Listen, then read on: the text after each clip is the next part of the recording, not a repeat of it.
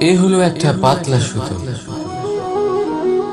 ভাবছি যদি এটা দিয়ে আমি পোশাক বানাই তাহলে নিজের জন্য কত সুন্দর একটা পোশাক বানাতে পারবো। কিন্তু যদি এটা আমি চিন্তা করবেন,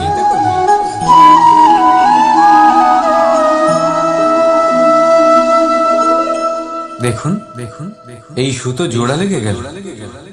শুধু পার্থক্য হচ্ছে এটাই যে আগের মতো এটা আর সরল নেই, আর এটার দৈর্ঘ্য আগের থেকে কিছুটা কমে গেছে। এই সংসারে প্রেমের সাথেও ঠিক এটাই হতে পারে। প্রেমের এই সুতো যা দুই মানুষকে একসাথে বেঁধে রাখে, অহংকার আর স্বার্থের আঘাত সে সহ্য করতে পারে না, ছিঁড়ে যায়। চেষ্টা করলে আবার এই সম্পর্ক হয়তো জোড়া লাগতে পারে, কিন্তু তা আগের মতো কখনোই থাকে না, কারণ মনে গিট পড়ে যায়।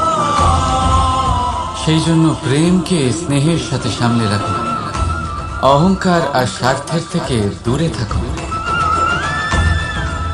রাধা রাধা। আগুন কি করে? জ্বালায়। সেটা কাঠই হোক, কয়লা হোক, বস্ত্র হোক, যাই আপনি আগুনে দেবেন তা ভস্ম হয়ে যাবে। কিন্তু সোনা, যদি আপনি সোনা আগুনে ফেলেন তাহলে তা কুন্দন হয়ে নিজের অস্তিত্ব তৈরি করে।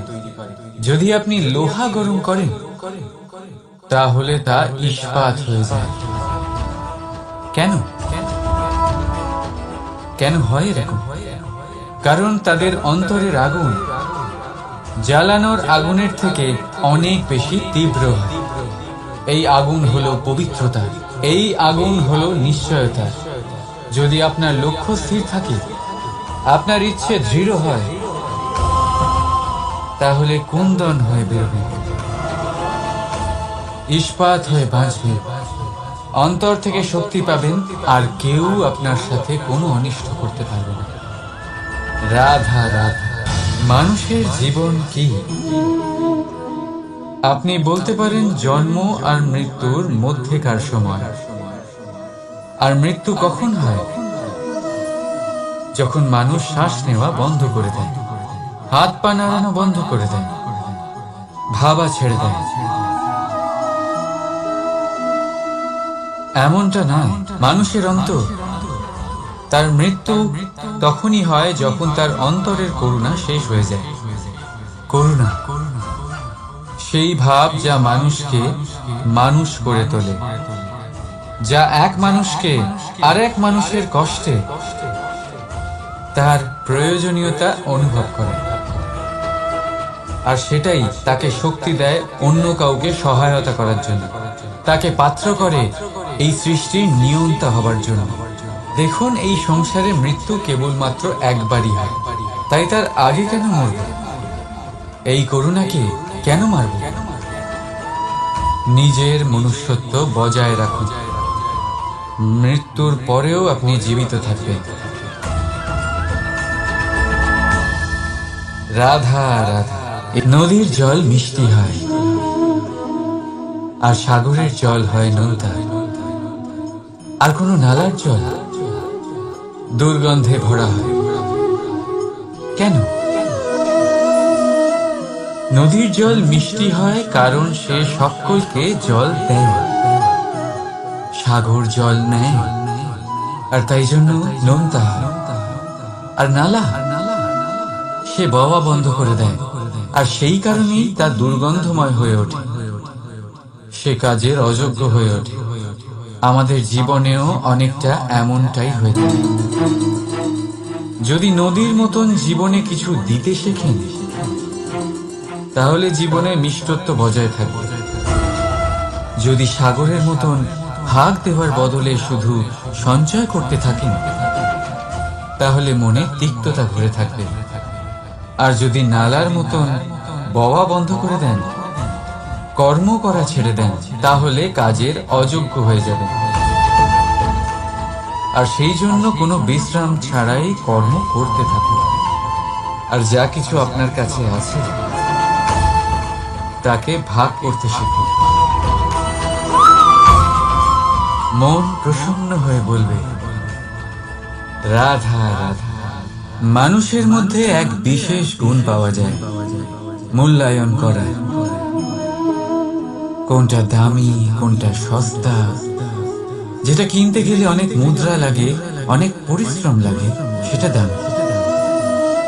যেটা কিনতে গেলে কম মুদ্রা, কম পরিশ্রম লাগে, সেটা সস্তা। কিন্তু এটাই কি সম্পূর্ণ সত্য?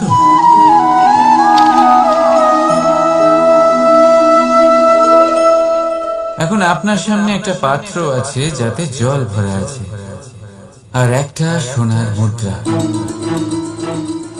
বলুন, এই দুই বস্তুর মধ্যে বেশি দামি কোনটা? আপনি বলবেন সোজা ব্যাপার, সোনার মুদ্রাই বেশি দামি হবে। এই সোনার মুদ্রা দিয়ে আপনি এরম অনেক জলের পাত্র কিনতে পারবেন। চলুন, ঠিক আছে। এবার ভাবুন, আপনি যদি কোনো মরুভূমির মাঝে আটকে পড়েন, তৃষ্ণায় কাতর আপনি, তখন কোনটা দামি হবে? কিচ্ছু নেই। রাধা রাধা। এই পদ্ম ফুল দেখতে পাচ্ছেন আপনি? এটার একটা বিশেষত্ব আছে। জলের স্তর যতই বেড়ে যায়, এই ফুল সব সময় জলের ওপরেই ভাসে। আর এর কারণ হচ্ছে এর এই মৃণাল। যখনই জলের স্তর বাড়ে, ঠিক তখনই এই মৃণালও বাড়ে, আর এই ফুলকে জলের ওপরে ভাসিয়ে রাখে। কিন্তু যখন জল কমে যায়, এই মৃণাল কমতে পারে না, আর তখনই নিজের সাথে এই ফুলকেও নষ্ট করে দেয় সে। মানুষের সাথেও এরকমই হয়। দেখুন, মানুষ যত সমৃদ্ধ হতে থাকে, ততই তার জীবনের স্তর বাড়তে থাকে, তার ইচ্ছেগুলো, তার প্রয়োজন বাড়তে থাকে। কিন্তু জীবনে কৃতিত্ব কমতে থাকলেও তার প্রয়োজনগুলো কমে না। আর তারপর এই পদ্মের মতোই মানুষও ভেঙে পড়ে। তাহলে কি করা যায়? কি করা যায় এই পরিস্থিতিতে? জীবনের স্তর বাড়ানো ছেড়ে দেবেন? কখনো না। কিন্তু জীবনের স্তর বাড়ানোর সাথে সাথে নিজের আত্মশক্তি একত্রিত করুন। সংকটের মুহূর্ত এলে আপনি আপনার জীবন কিভাবে কাটাবেন তার অনুশীলন করুন। কারণ জীবনের স্তর আর জলের স্তর বাড়বে আর কমবে, কিন্তু এটা আপনার উপর নির্ভরশীল যে আপনি এই দুইয়ের মধ্যে সমতা কি করে ধরে রাখবেন। রাধা রাধা। এই হিরেটা দেখতে পাচ্ছেন আপনি? লক্ষ কোটি বছর ধরে পৃথিবীর গর্ভে থাকার পরে এটা এতটা শক্ত হয়ে ওঠে। কিন্তু যখন খনি থেকে একে বের করা হয়, এটি কয়লার মতোই থাকে, সাদা, শক্ত, নিস্তেজ। কিন্তু যখন একে পালিশ করা হয়, তখন এটা তেজ লাভ করে, আর ঠিক তখনই এর মূল্য বৃদ্ধি পায়। সংসারে মানুষের সাথেও ঠিক এমনটাই হয়ে থাকে। মানুষের বুদ্ধি, মেধা, অভিজ্ঞতা সেই বছরগুলোর জন্য বৃদ্ধি পায় না যে বছরগুলো আমরা জীবনে কাটিয়েছি, বরং সেই মুহূর্ত থেকে ফুটে ওঠে যখন আমরা কষ্টের সম্মুখীন হয়েছি, বিপদের সম্মুখীন হয়েছি, সংকট পেরিয়েছি, ছলনা আর ক্লেশ সহ্য করেছি।